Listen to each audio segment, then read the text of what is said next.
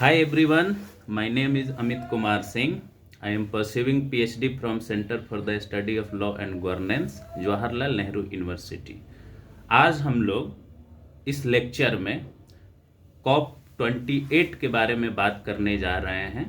आप सभी जानते हैं कि COP 28 means conference of parties का मतलब क्या है। अभी रिसेंटली 31 नवंबर से लेकर 12 दिसंबर तक यूनाइटेड अरब अमीरात की राजधानी दुबई में कॉप 28 की मीटिंग हुई, जिसको माना जाता है कि जलवायु परिवर्तन के संबंध में या जलवायु परिवर्तन को रोकने के संबंध में एक सबसे उच्चतर स्तर की बॉडी है, एक एजेंसी है जो सारे डिसीजन लेती है, सारे डिसीजन को इम्प्लीमेंट करती है। उसी के बारे में इस लेक्चर में हम लोग बात करने जा रहे हैं और इस लेक्चर में हम लोग डिस्कस करेंगे। एक ओवरव्यू आपको कर देता हूं स्ट्रक्चर कि इसमें हम लोग क्या इस लेक्चर में बातें करने जा रहे हैं। तो सबसे पहले एक ब्रीफ इंट्रोडक्शन हम लोग इसमें करेंगे कि क्या हिस्टोरिकल बैकग्राउंड रहा है कॉप्स का, मीन्स कॉन्फ्रेंस ऑफ पार्टीज का, क्यों ये डेवलप हुआ। और आज जब हम 28वें कॉन्फ्रेंस ऑफ पार्टी के बारे में बात कर रहे हैं तो आज ये इतना अहम क्यों है, इतना इम्पोर्टेंट क्यों है कि इस पर हम लोग बात करने जा रहे हैं। इसके बाद इसके बारे में हम लोग डिस्कस करेंगे कि ये कैसे, कितने लोग इसमें पार्टिसिपेट किए, इसकी अहमियत क्या है, क्या डिसीजन हुए, क्या कमियां रह गईं, और अंतिम में हम लोग ये बात करेंगे कि आखिर इसका क्या महत्व है, क्या कंक्लूजन निकला। तो शुरू करते हैं हम लोग कॉप 28 से कि ये क्या है, कैसे डेवलप हुआ।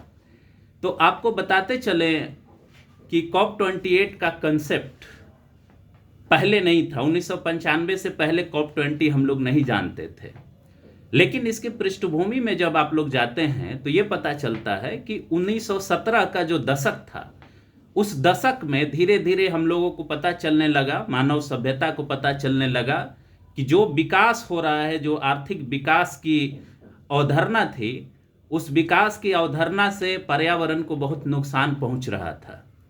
बहुत सारे जीव जंतु पर्यावरण प्रभावित हो रहे थे। विकास के नाम पर जो पर्यावरण था उसका विनाश होते जा रहा था। और इसको 1970 के दशक में सबसे पहले जो प्रोफेसर थे, लेखक थे, जिसको एकेडमिक्स कहा जाता है, उनको रियलाइज हुआ। एक किताब आई 1970 के दशक में, साइलेंट स्प्रिंग, जिसको रैचल कार्सन ने लिखा था। वो अमेरिका के बारे में लिखते हैं कि अमेरिका में किस तरह से विकास के नाम पर पेस्टिसाइड्स का इस्तेमाल होता है। और उसके बाद से एक बहस चलनी शुरू हुई कि क्या इसी तरह का विकास हमें चाहिए, जिसमें पर्यावरण का विनाश हो रहा हो, जिससे लोगों के लाइफ का नुकसान हो रहा हो, उनके हेल्थ के ऊपर प्रभाव पड़ रहा हो। और इसी डिस्कशन के दौरान ये बातें सामने आई। सभी लोग इस बात पर सहमत हुए कि यूनाइटेड नेशंस को, जिसको यूएनओ के नाम से भी आप जानते हैं, यूनाइटेड नेशंस को एक प्रयास करना चाहिए कि सारे लोग, सारी सरकारें, सारे लोग, सिविल सोसाइटीज, इंडस्ट्री, कॉरपोरेशन, सब एक साथ आएं और इस बात पर बातचीत करें कि भाई इस पर्यावरण के नुकसान को हम कैसे रोकें। इसी क्रम में 1972 में पहली स्टॉकहोम कॉन्फ्रेंस होती है, 1972 में स्टॉकहोम में। उसके बाद धीरे धीरे इस पे बातचीत चलनी शुरू होती है कि भाई आगे कैसे हम पर्यावरण नुकसान को रोकें, विकास के इस अवधारणा को हम बदलें। इसी क्रम में यूनाइटेड नेशंस के प्रभाव से ही, उसके प्रयास से ही 1972 ईस्वी में, उसी समय जब स्टॉकहोम कॉन्फ्रेंस हो रहा था, सारे लोग इस बात पर एग्री हुए कि एक ऐसी एजेंसी का निर्माण किया जाए जो पर्यावरण नुकसान के बारे में सोचे, समझे और अपना रिपोर्ट दे, ताकि बेहतरीन तरीके से हम इस चीज़ को समझ सके और उसका निदान निकाल सके। आपने सुना होगा यूएनईपी के बारे में, यूनाइटेड नेशंस इन्वायरमेंटल प्रोग्राम। यह एक एजेंसी है यूएन की, जिसकी हेडक्वार्टर, मुख्यालय नैरोबी में है। नैरोबी केनिया की राजधानी है, जो एक अफ्रीकन कंट्री है।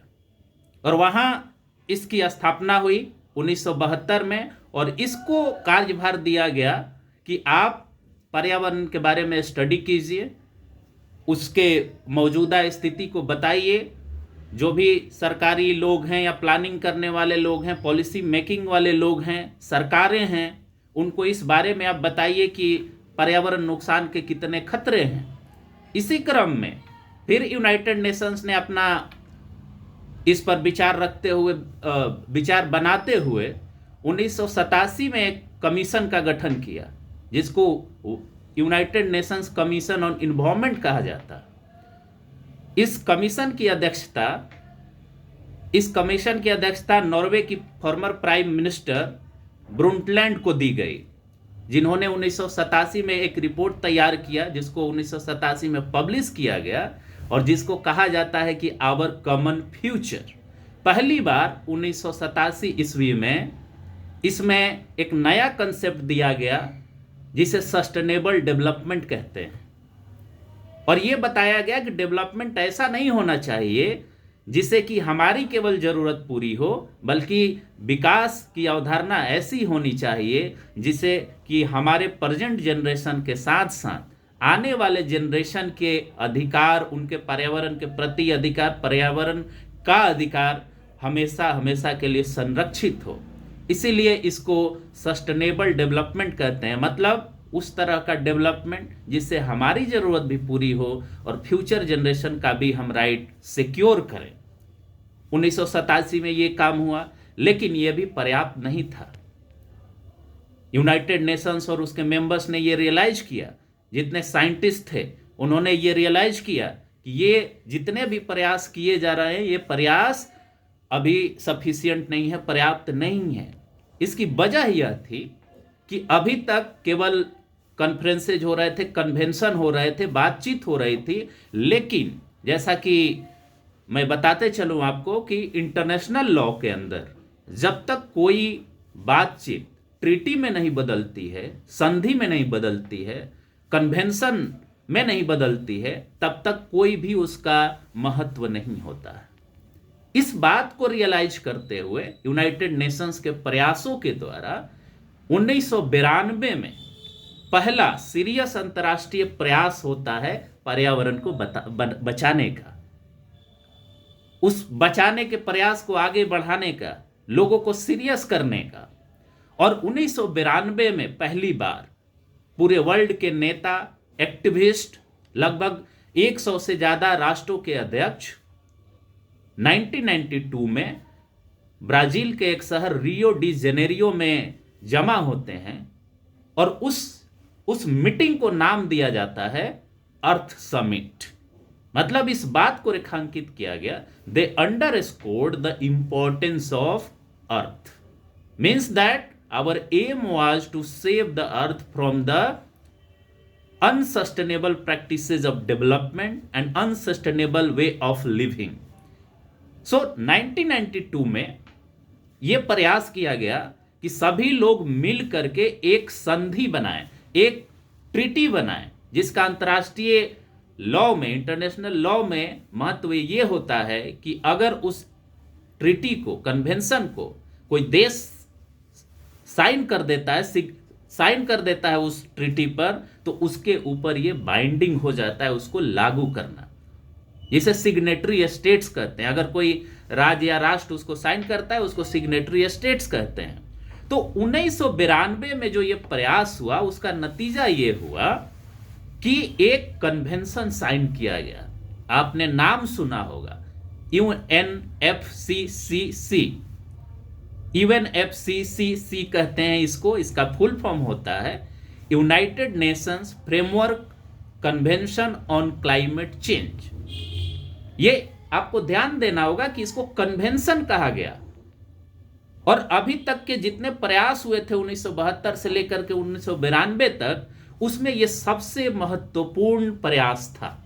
इसको संधि के रूप में डेवलप किया गया। कन्वेंशन जिसको आप कहते हैं, वो इंटरनेशनल लॉ में एक संधि मानी जाती है। मतलब जितने भी लोग उसमें पार्टिसिपेट किए, सबने सहमति दी कि इस पर साइन करने के बाद हम अपने डोमेस्टिक लॉ के अंदर, जिसको अंदरूनी कानून कहते हैं, मतलब नेशनल लॉज कहते हैं, उसमें हम इसको शामिल करेंगे और इसके अकॉर्डिंग पर्यावरण को बचाने का और जो सस्टेनेबल डेवलपमेंट है उसको आगे बढ़ाने का हम लोग जिम्मा उठाएंगे। इसलिए ये कन्वेंशन जरूरी है। ये समझने की जरूरत है कि कन्वेंशन का ये इंपॉर्टेंस है कि ये एक तरह का आपके ऊपर ऑब्लिगेशन हो जाता है, ये आपके ऊपर एक दायित्व हो जाता है कि जब इस पर साइन अप कर देते हैं इस कन्वेंशन के ऊपर, तो आपकी मजबूरी होती है कि आप उस प्रोविजन को, उस कानून को अपने नेशनल लॉज में लागू करेंगे। ठीक है, तो ये बहुत ही बड़ा उपलब्धि था इस कॉन्फ्रेंस का। और इसी में इवन एफसीसी का कंसेप्ट आया एक कन्वेंशन के रूप में।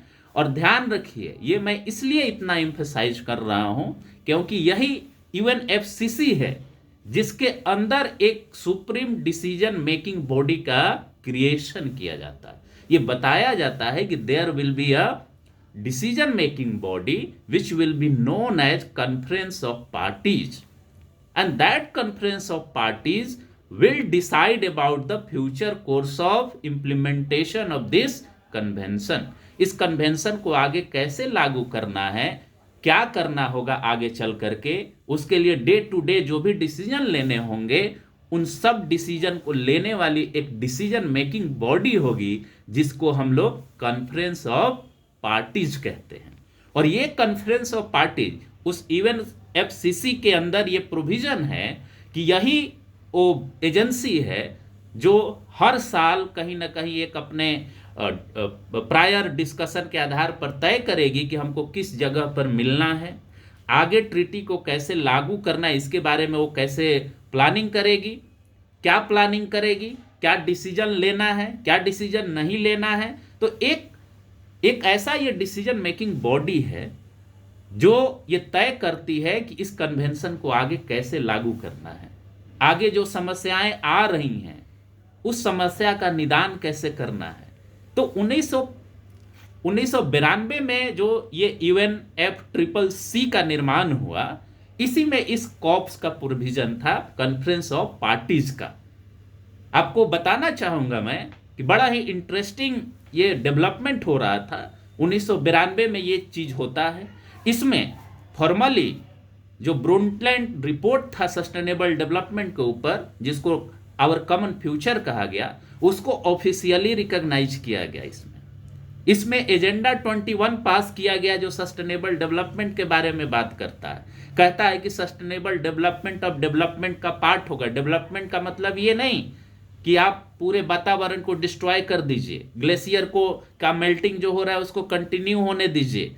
मतलब कि हम ऐसा सस्टेनेबल डेवलपमेंट को आगे बढ़ाएंगे जिसमें अभी के जनरेशन और फ्यूचर जनरेशन के भी अधिकार को प्रोटेक्ट किया जाएगा।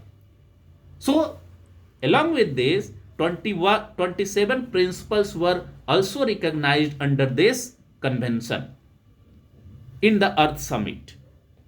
And then after 3 years in 1995 in Bonn, which is situated in Germany, पहला कॉन्फ्रेंस ऑफ पार्टीज ऑर्गेनाइज किया जाता है बोन में। लेकिन एक बात आपको ध्यान में रखना है कि 1995 तक भी आते आते ये इतना पॉपुलर नहीं हुआ था। आज हम सब लोग न्यूज के माध्यम से जानते हैं कि COP28 दुबई में हुआ, लेकिन ये उतना पॉपुलर 1995 में भी नहीं था। बहुत कम लोग जानते हैं। बहुत कम लोग ये भी जानते हैं कि एक COP की मीटिंग दिल्ली में भी हो चुकी है, लेकिन उस समय भी यह पॉपुलर नहीं था। 2002 में COP8 की बैठक इंडिया में न्यू दिल्ली में हुई थी, लेकिन बहुत लोग ये नहीं जानते हैं कि COP8 की मीटिंग इंडिया में हो चुकी है, क्योंकि उस समय तक हेड ऑफ स्टेट जो होते हैं किसी राष्ट्र के, चाहे प्रेसिडेंट हो चाहे प्राइम मिनिस्टर हो, वो डिपेंड करता है कि उस देश में कौन सी शासन प्रणाली है। उस समय तक इतने हेड ऑफ स्टेट्स नहीं जाते थे। उतना सब कोई इस बात को नहीं रेखांकित करता था कि पर्यावरण का प्रदूषण इतना बढ़ेगा कि मानव सभ्यता को ही खत्म कर देगा। एक आपको एनिक्डोट बताना मैं चाहूंगा। एक किताब है द सिगरेट सेंचुरी।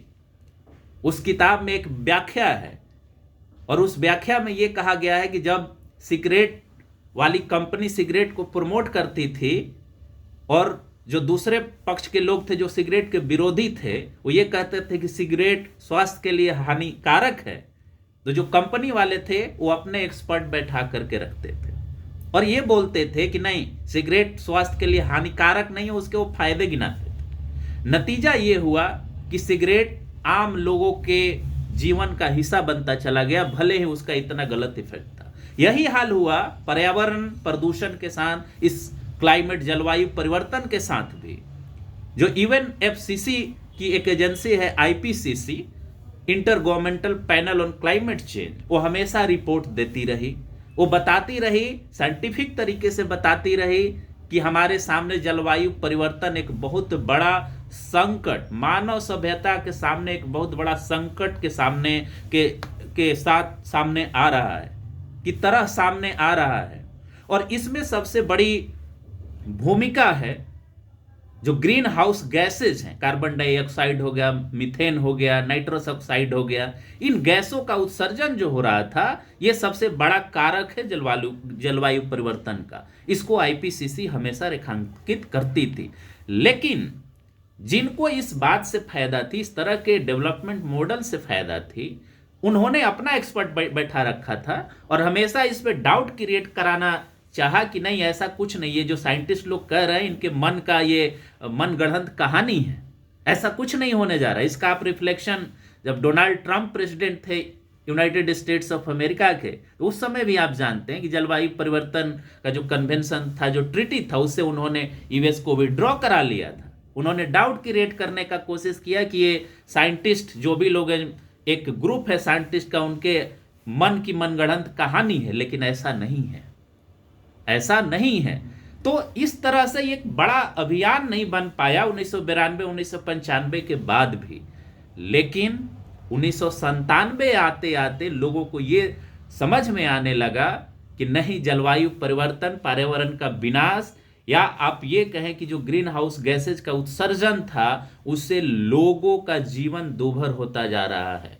ये विकास का जो मॉडल है, जिसको हम ग्रीन हाउस गैस उत्सर्जन का मॉडल भी कह सकते हैं, ये उन लोगों के लिए, उन देशों के लिए जो समुद्र के किनारे रहते हैं, उनके लिए ये विनाश साबित हो रहा है। इसका उदाहरण जापान है, उसका उदाहरण मालदीव है, इसका उदाहरण इंडिया के कोस्टल रीजन में जो स्टेट्स हैं वो हैं।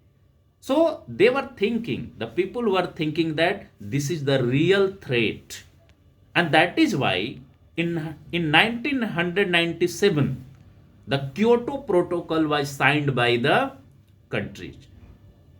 In 1997 a protocol was signed in Kyoto.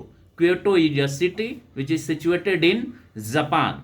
इसका बहुत इंपॉर्टेंट मतलब था जापान में यह प्रोटोकॉल साइन होने का, कि वह एक समुद्र से घिरा हुआ देश है जिसको क्लाइमेट चेंज, जलवायु परिवर्तन का प्रभाव देखने को मिल रहा है। जिस तरह से वहाँ सुनामी आ रहे हैं, जैसे वहाँ छोटे छोटे जो द्वीप हैं वो डूबने के कगार पर पहुँचते जा रहे हैं। तो ये ध्यान दीजिए कि 95 में पहला कॉन्फ्रेंस ऑफ पार्टीज होता है, 1997 में क्योटो प्रोटोकॉल आता है।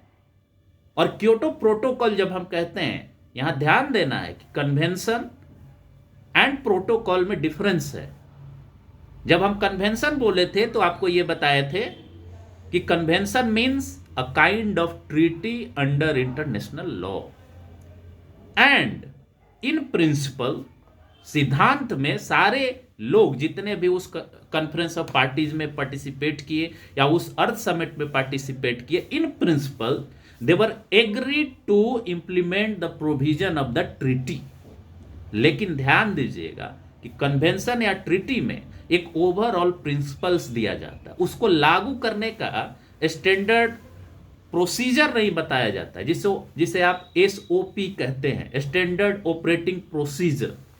तो जो भी प्रिंसिपल उस कन्वेंशन में दिया गया था UNFCCC में, उस प्रिंसिपल्स को लागू करने के लिए हमें प्रोसीजर डेवलप करना था, उसका मैकेनिज्म डेवलप करना था। और उस मैकेनिज्म को डेवलप किया गया 1997 के क्योटो प्रोटोकॉल में। प्रोटोकॉल, आप इस वर्ड से फेमिलियर होंगे, प्रोटोकॉल से, कि जब बड़े बड़े डिग्नेटरीज कहीं जाते हैं तो उनको रहने का, खाने का, पीने का व्यवस्था कैसे किया जाता है, खाने में क्या होगा, किस कहाँ खाना होगा, कौन खाना परोसेगा, उनके साथ कौन बैठेगा, कैसे बैठेगा, किस अरेंजमेंट में बैठेगा, the all details are contained in a protocol.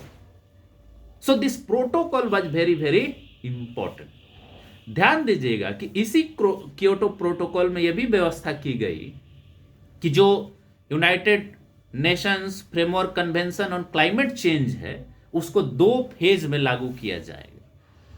एक फेज 2012 तक चलने वाली थी और एक फेज 2012 से 2020 तक चलने वाली थी.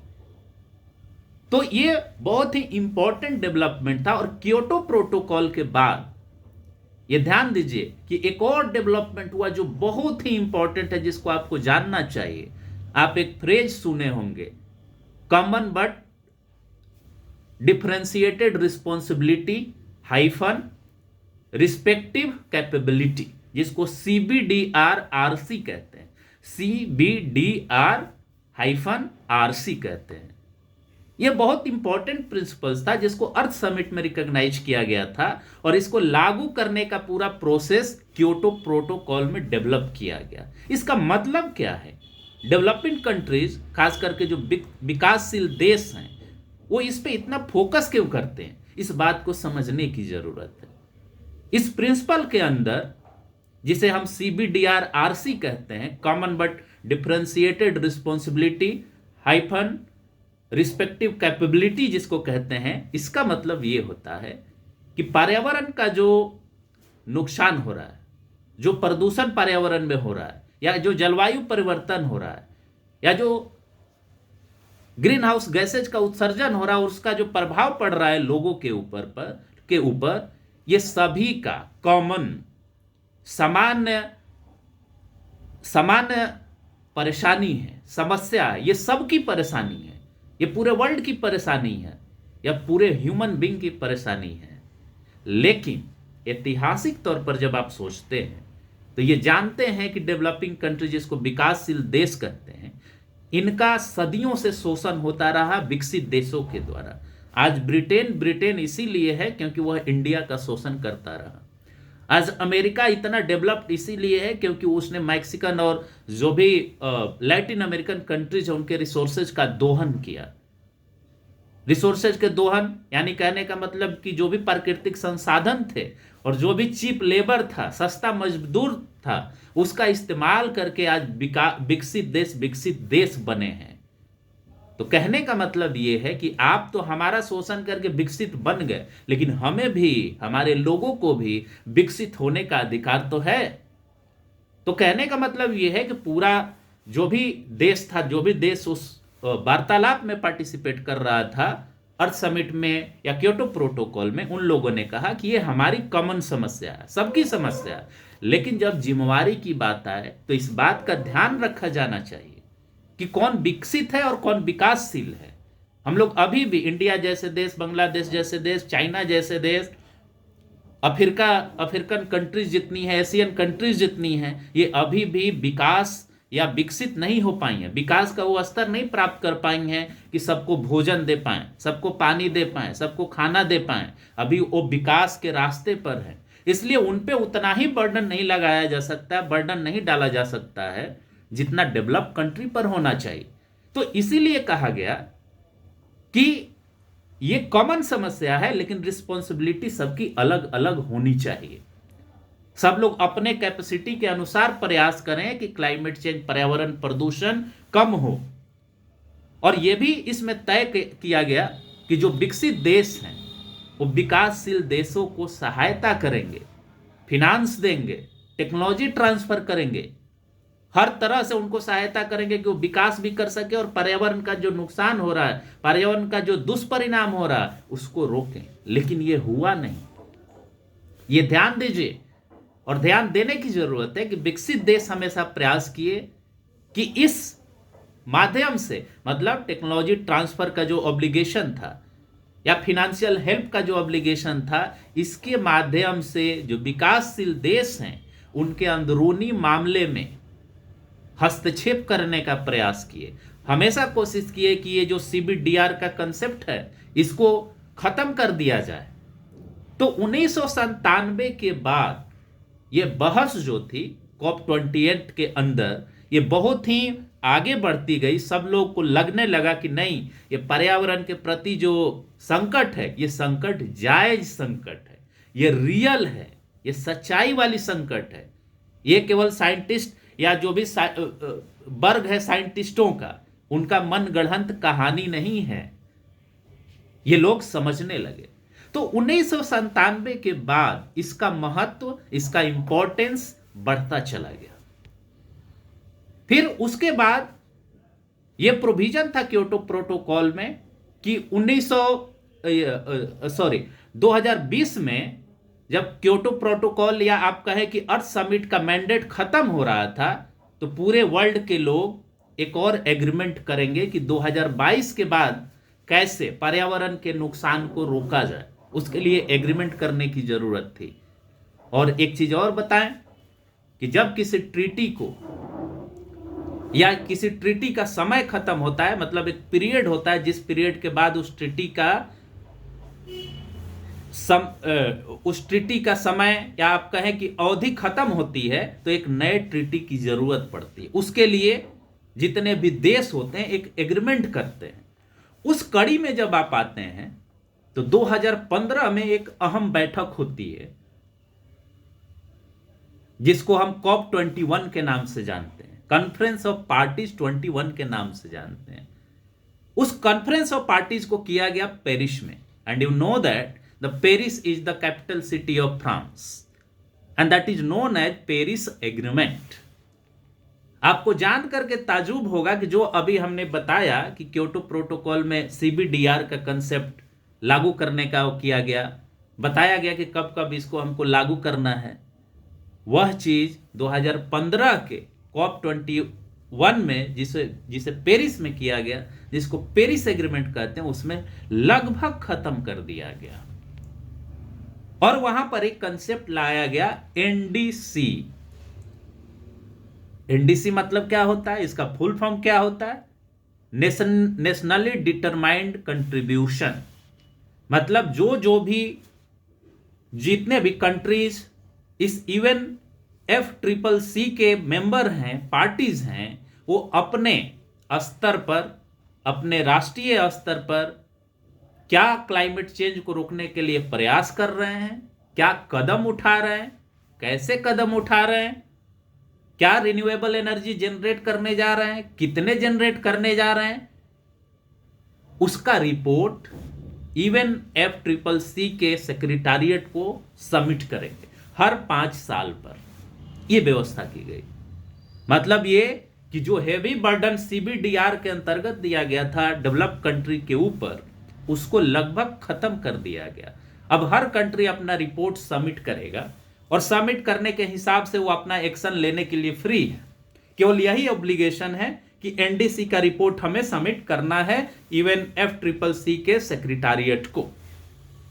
इसके साथ साथ इसमें यह तय किया गया पेरिस एग्रीमेंट में कि आने वाले समय में जो ग्लोबल टेम्परेचर का राइज है, उसको हम लोग कोशिश करेंगे कि 1.5 डिग्री सेल्सियस तक रोकेंगे। किसके आधार पर? प्री इंडस्ट्रियल रिवॉल्यूशन के आधार पर। यह भी तय किया गया। यह दूसरी एग्रीमेंट की पॉइंट थी। तीसरा यह तय किया गया कि आने वाले समय में एक global stocktake report prepare किया जाएगा। किसके द्वारा? UNFCCC के द्वारा। यह ग्लोबल स्टॉक टेक रिपोर्ट क्या है? यह ग्लोबल स्टॉक टेक रिपोर्ट वह रिपोर्ट है जिसमें UNFCCC को जिम्मेवारी दी गई कि आने वाले समय में, मतलब 2015 में वो कॉन्फ्रेंस होता है, एग्रीमेंट होता है, उसके बाद क्या सरकारों के द्वारा प्रयास किया गया क्लाइमेट चेंज को रोकने के लिए, ग्रीन हाउस गैसेज के उत्सर्जन को रोकने के लिए। क्योंकि अब 2015 के बाद NDC का प्रोविजन ला दिया गया। वॉलेंट्री आपको कंट्रीब्यूशन करना है, वॉलेंट्री प्लान बनाना है कि आप क्या करने जा रहे हैं क्लाइमेट चेंज को रोकने के लिए। तो उसका रिव्यू कैसे होगा? उस रिव्यू को करने के लिए यह global stocktake report prepare करने की जिम्मेवारी UNFCCC को दी गई। और आप जानते हैं, वो हम डिस्कस अभी करेंगे कि जो COP28 हुआ उसमें इस रिपोर्ट का पब्लिकेशन किया गया। और यहां बताते चलो, फिर मैं डिस्कस भी करूंगा कि इस रिपोर्ट में यह बात कही गई है कि जितने प्रयास होने चाहिए थे सारे कंट्रीज के द्वारा, सारे मेंबर्स के द्वारा, सारे पार्टीज के द्वारा, वो प्रयास नहीं हो रहा है।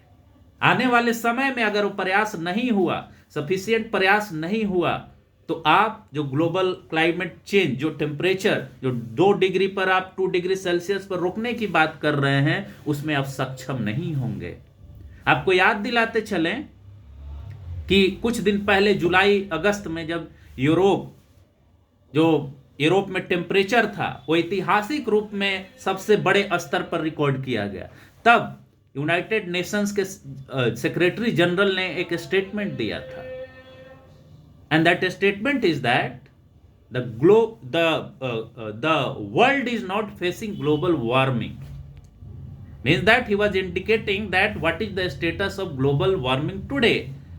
So he says that this is not the period of global warming, rather it is the period of global boiling. Means what? Means that the attempts and efforts made by the countries are not sufficient to regulate and control the rise of global temperature.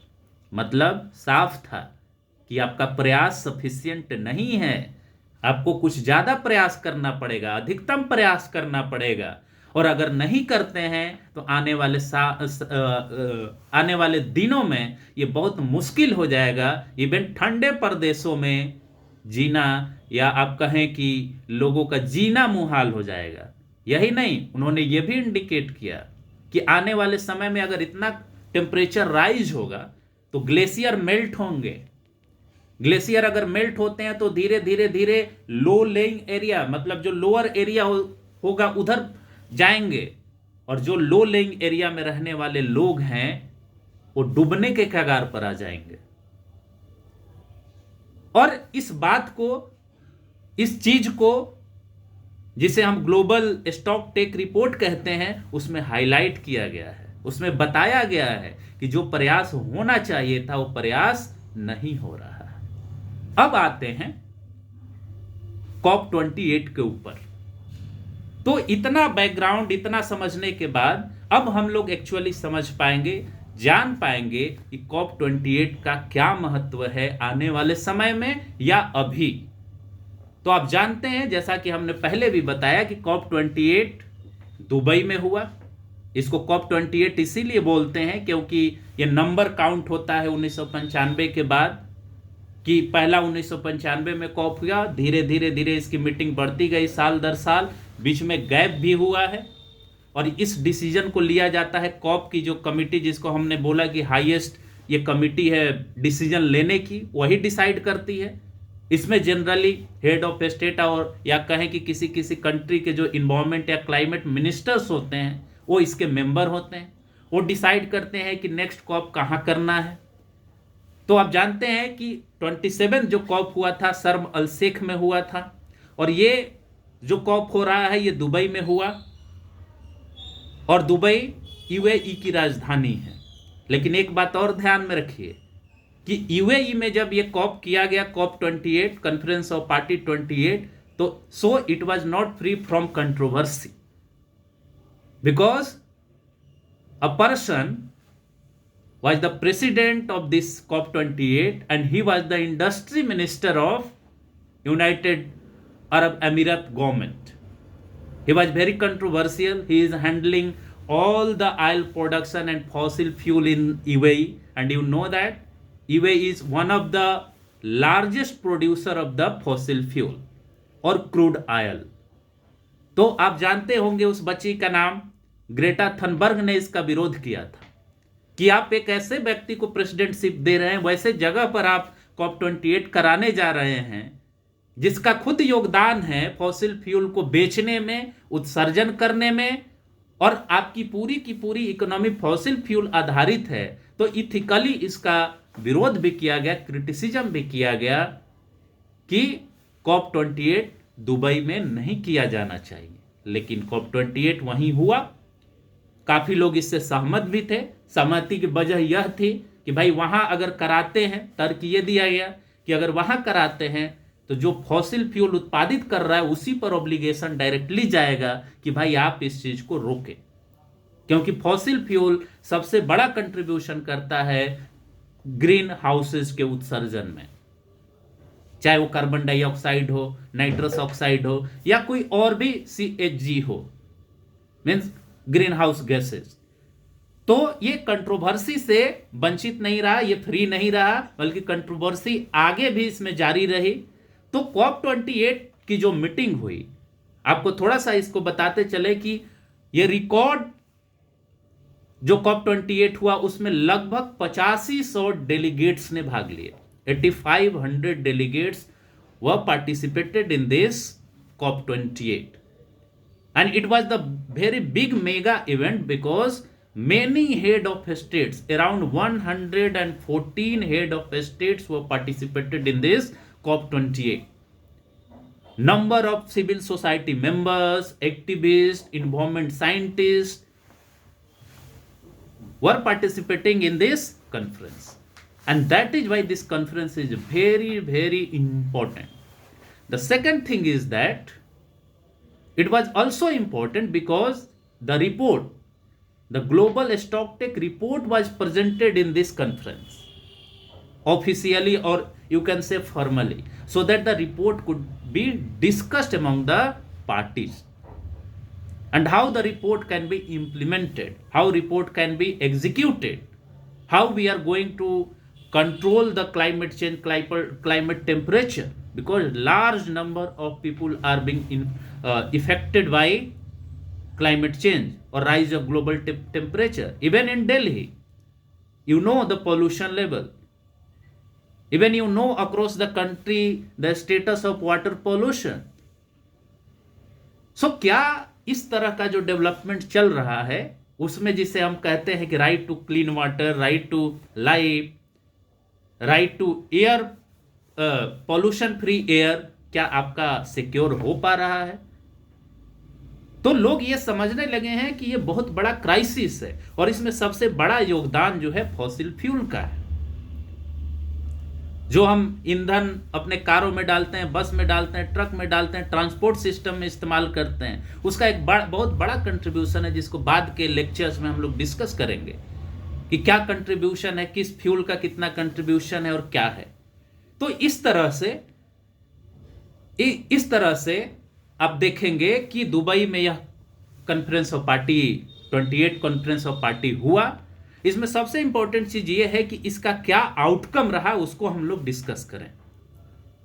तो पहला outcome जो कहा जाता है कि इस conference में जो सबसे बड़ा आउटकम रहा, इसमें ये एग्री किया गया सारे पार्टीज के द्वारा, लास्टली, ये भी आपको ध्यान में रखना है कि यह लास्ट में जाते जाते यह एग्रीमेंट बना कि यह समय आ गया है कि आने वाले समय में फॉसिल फ्यूल को खत्म किया जाए यूज से, मतलब उसका इस्तेमाल करने से अपने आप को रोका जाए। जिस तरह से, जिस धड़ल्ले से उसका इस्तेमाल हो रहा है उसको अगर नहीं रोका जाएगा तो क्लाइमेट चेंज, क्लाइमेट टेम्परेचर या टेम्परेचर का राइज जो है उसको आप रिड्यूस नहीं कर सकते। So first time in all COPs, irrespective of all COPs and discussion, ये फर्स्ट टाइम था कि सारे पार्टिसिपेंट इस बात पर एग्री किए कि अब फ्यूल को अपने इस्तेमाल से हटाने का समय आ गया है। लेकिन ध्यान दीजिएगा कि टर्म, जो वर्ड यूज किया गया वह फेज आउट। याद रखिए, फेज आउट का मतलब होता है कि उसको पूरी तरह से इस्तेमाल में इमीडिएटली खत्म कर देना, या उस दिन से खत्म कर देना जिस दिन से वह संधि लागू की जाती। लेकिन ध्यान दीजिए कि पूरी तरह से अभी से खत्म करने की बात नहीं की गई है। इस बात पर एग्रीमेंट बना है कि धीरे धीरे अब फॉसिल फ्यूल को हम अपने इस्तेमाल से खत्म करने का प्रयास करेंगे, और उस वर्ड का नाम दिया गया है phase down, not phase out. ध्यान रखिएगा, तो फेज डाउन का मतलब होगा कि जो उसका कंट्रीब्यूशन है पूरे ग्रीन हाउस गैसेज के उत्सर्जन में, मतलब फॉसिल फ्यूल का जितना कंट्रीब्यूशन है उसको धीरे धीरे धीरे धीरे धीरे करके 2030 तक इसको कम करेंगे और तब फिर हम फेज आउट की तरफ बढ़ेंगे। ये एक बहुत बड़ा अचीवमेंट रहा है इस कॉन्फ्रेंस ऑफ पार्टीज का। मतलब इसको नाम दिया गया, इसको नाम क्या दिया गया? It is the phase down means the beginning of the end of the fossil fuel era, मतलब beginning of the end of the fossil fuel era. मतलब आज से या जिस दिन से ये एग्रीमेंट लागू होगा उस दिन से एक नई एरा की शुरुआत होने जा रही है, जिसमें फॉसिल फ्यूल को हम खत्म करने की तरफ धीरे धीरे बढ़ने वाले हैं। दूसरा सबसे बड़ा जो अचीवमेंट इसका माना जा रहा है COP28 का, पहली बार अभी तक जितने भी कॉप्स हुए, beginning from COP1 in bone Germany, first time a formal institutional mechanism has been created by the parties. Loss and damage fund, लगभग 80 मिलियन कंट्रीब्यूशन इसमें आ गया, ऑपरेशनलाइज हो गया। मतलब ये इसका पर्पज क्या है ये भी समझना है। The purpose of this loss and damage fund is to provide support to the climate affected countries, मतलब जो लोग इससे प्रभावित हो रहे हैं क्लाइमेट चेंज से, ग्लोबल टेम्परेचर राइज से, इन्वायरमेंटल पॉल्यूशन से, उनको इससे सहायता प्रदान की जा रही है, लेकिन या की जाएगी। लेकिन ये ध्यान रखिए कि क्या 80 मिलियन कंट्रीब्यूशन जो प्रभाव है क्लाइमेट चेंज का उसको रोकने के लिए और उससे प्रभावित लोगों को सहायता प्रदान करने के लिए क्या यह पर्याप्त है? इस पे सवाल उठाए जा रहे हैं, इसका क्रिटिसिज्म हो रहा है। लेकिन क्रिटिसिज्म के बावजूद, आलोचना के बावजूद, we must accept that at least an attempt has been made by the countries. हम लोग को पॉजिटिव रहना चाहिए कि जो प्रयास हुआ एटलीस्ट एक इंस्टीट्यूशनल मैकेनिज्म क्रिएट किया गया जिससे कि आने वाले समय में जो कंट्री से प्रभावित होंगी, जो लोग प्रभावित होंगे, उनको सहायता दिया जा सके। लेकिन आलोचक एक बात और कहते हैं कि टेक्नोलॉजी के ट्रांसफर पर अभी भी कोई ट्रांसपेरेंसी नहीं है। आप जानते हैं कि जो विकसित राष्ट्र है उनके पास टेक्नोलॉजी का कितना डेवलपमेंट है, कितने आगे निकल चुके हैं। विकसित देश आज भी उन पे निर्भर हैं और मांग करते हैं कि अच्छे टेक्नोलॉजी, ग्रीन टेक्नोलॉजी हमको प्रोवाइड कराया जाए, so that the development could continue as well as the mitigation and adaptation could be achieved by the developing countries. But there is no transparent agreement on this aspect. That is why it is being criticized also. तीसरा जो सबसे important discussion था, जो हमने पहले भी indicate आपको किया, कि जो ग्लोबल स्टॉकटेक रिपोर्ट है उस पर डिस्कशन हुआ। उसमें डिस्कस किया गया कि जो प्रयास किए जा रहे हैं डेवलप्ड या डेवलपिंग कंट्रीज के द्वारा, वह प्रयास सफिशिएंट नहीं है। वह प्रयास सफिशिएंट नहीं है पर्यावरण के प्रदूषण को रोकने के लिए। वह प्रयास सफिशिएंट नहीं है क्लाइमेट, जलवायु परिवर्तन में जो परिवर्तन हो रहे हैं उसको रोकने के लिए। यह प्रयास सफिशिएंट नहीं है कि जो प्रभाव लोगों के जिंदगी पर पड़ रहा है उसको रोका जाए। मतलब जो ये एग्रीमेंट हुआ था पेरिस एग्रीमेंट में कि हम ग्लोबल टेम्परेचर के राइज को 1.5 डिग्री सेल्सियस तक रोकेंगे from with reference to pre industrial age. मतलब कि प्री इंडस्ट्रियल एज पर जितना ग्लोबल टेम्परेचर था उससे 1.5 डिग्री सेल्सियस ऊपर तक हम इसका राइज रोक देंगे, लेकिन वो आप अचीव नहीं कर पाए। ये रिपोर्ट कहता है कि आप उसमें फेल्ड हैं। मतलब ये कि जो टेम्परेचर का राइज है वह 1.5 degree Celsius pre industrial level से ऑलरेडी ऊपर जा चुका है, जिसको यूनाइटेड नेशंस के जनरल सेक्रेटरी ने हाईलाइट किया that we have entered into a new phase that is the global boiling, not global warming. तो ये बहुत बड़ा सीरियस इशू है जिसको इस COP28 में कहा जा रहा है कि एड्रेस नहीं किया गया। जो सफिशियंट अटेम्प्ट थे, सफिशियंट या पर्याप्त प्रयास किए जाने चाहिए थे, दैट इज नॉट सफिशियंट, वो सफिशियंट नहीं है। आपको ज्यादा प्रयास करना होगा इसको रोकने के लिए। नेक्स्ट इसका जो अचीवमेंट था, वो नेक्स्ट अचीवमेंट है voluntary reduction of methane gas. आप ये समझने का प्रयास करिए कि मीथेन का भी बहुत बड़ा कंट्रीब्यूशन है ग्रीन हाउस गैसेज के उत्सर्जन में, लेकिन कंपैरेटिवली ये माना जाता है कि मीथेन पर्यावरण में रिलीज होने के बाद भी ज्यादा देर तक नहीं रहता compare to carbon dioxide, nitrous oxide. इसलिए माना जाता है कि इसको वॉलेंट्री कंट्रीब्यूशन के द्वारा भी हम कंट्रोल कर लेंगे। लेकिन एक चीज और जानिए कि वॉलेंट्री कंट्रीब्यूशन की बात तो की गई है, मीथेन को रोकने का जो प्रयास किया जा रहा था डेवलप कंट्री के द्वारा, उसको डेवलपिंग कंट्रीज ने अपोज किया। क्यों? क्योंकि ये मीथेन गैस का उत्सर्जन सबसे ज्यादा एग्रीकल्चरल एक्टिविटीज से होता है, धान के खेतों से होता है। तो डेवलपिंग कंट्रीज का यह कहना था कि अगर हम मीथेन को मैंडेटरी कर देंगे, मीथेन रिडक्शन को, तो हमारे किसान प्रभावित होंगे। तो एक तरह से विकासशील देशों के लिए एक अचीवमेंट माना जा सकता है। और सही बात है कि भाई वॉलेंट्री कंट्रीब्यूशन हम देंगे इसमें, अगर जहां तक संभव हो पाएगा इसके रिडक्शन को हम वॉलेंट्री तरीके से प्रयास करेंगे। इसके साथ साथ एक और जो सबसे बड़ी सफलता मानी जा रही है इस COP28 का, वह यह कि न्यू एंड रीन्यूएबल एनर्जी को 2030 तक 11,000 गीगाबाइट करने की प्रोमिस की गई है, प्लेज लिया गया है, एक संकल्प लिया गया है कि 2030 तक हम न्यू एंड रिन्यूएबल एनर्जी के कंट्रीब्यूशन को एनर्जी जनरेशन में बढ़ाएंगे और उसको लगभग 11,000 गीगाबाइट करेंगे, गीगावाट करेंगे, गीगावाट करेंगे, GW गीगावाट। इसके साथ साथ यह भी ध्यान रखिए, एक बहुत बड़ा एम्बिशियस टारगेट और लेके चला गया है पूरे वर्ल्ड के द्वारा।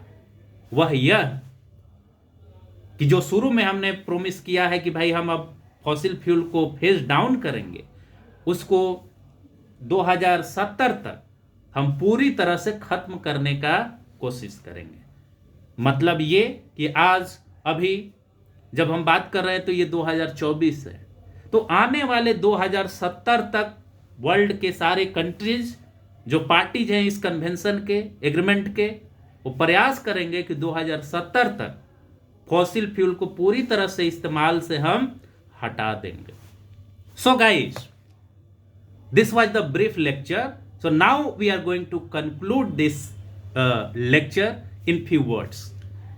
So what we have discussed in this lecture is that a brief introduction that how COP was developed, why COP was emerged as a supreme decision making, why it was created, and what was the importance of it. ये हम लोगों ने discuss किया। इसका क्या historical background है, क्या debate है, क्यों इसको लाया गया, ताकि हम जलवायु परिवर्तन, पर्यावरण प्रदूषण और उसके जो प्रभाव हैं उसको धीरे धीरे रोक सकें और डेवलपमेंट को एक नए तरीके से परिभाषित कर सकें। डेवलपमेंट का मतलब केवल ये नहीं है कि आपकी इकोनॉमी GDP सारी बढ़ रही है, लेकिन इसका मतलब ये भी है, इसको संधारणीय विकास भी कहते हैं, सस्टेनेबल डेवलपमेंट को। तो संधारणीय विकास का मतलब यह भी होता है कि क्वालिटी ऑफ लाइफ क्या है लोगों का, क्या हम अपने फायदे के लिए, अपने खाने पीने के लिए या अपने पेट को भरने के लिए, क्या आने वाले जनरेशन जो बच्चे हैं, जो नए बच्चे जन्म लेंगे, क्या उनके भी अधिकार को हम पूरी तरह से नेस्तनाबूद कर देना चाहते हैं। तो COP28 या पर्यावरण से संबंधी जितनी भी चर्चाएं हैं वह इस बात को भी सामने रखती हैं। और इस तरह से हम लोग देखते हैं कि COP28 conference of party 28 Dubai में हुआ। उसमें बहुत सारी चर्चाएं हुई, बहुत लोगों ने भाग लिया, बहुत सारी बातें क्रिटिकली डिस्कस की गई। ऐसा लग रहा था लास्ट में कि कोई एग्रीमेंट नहीं बन पाएगा, लेकिन फाइनली कुछ अचीवमेंट्स रहे और उस अचीवमेंट को हमें पॉजिटिव मानना चाहिए कि अब वर्ल्ड, पूरा वैश्विक समाज इस बात के लिए सीरियस होगा कि हम क्लाइमेट चेंज, ग्लोबल टेम्परेचर जो बढ़ रहा है, लगातार बढ़ रहा है, बहुत सारी समस्याएं आ रही हैं, बहुत सारे सिटीज पॉल्यूशन के एक्सेप्टेबल लिमिट से बहुत ऊपर जा चुके हैं, वो सारा प्रभाव इसी क्लाइमेट चेंज, इसी CHG इमिशंस के हैं। तो आगे हम लोग ये फिर चर्चा करेंगे, देखेंगे कि और क्या इसमें हम लोग बातचीत कर सकें। तो इसके साथ, इस पॉइंट के साथ मैं इस लेक्चर को अब कंक्लूड करता हूं और आपसे I humbly request you to see this video, like this video and share with your connections, share this video in your connection, as well as ask anything or suggest anything to make it more, you can say, more accessible or content oriented. Thank you so much. Bye.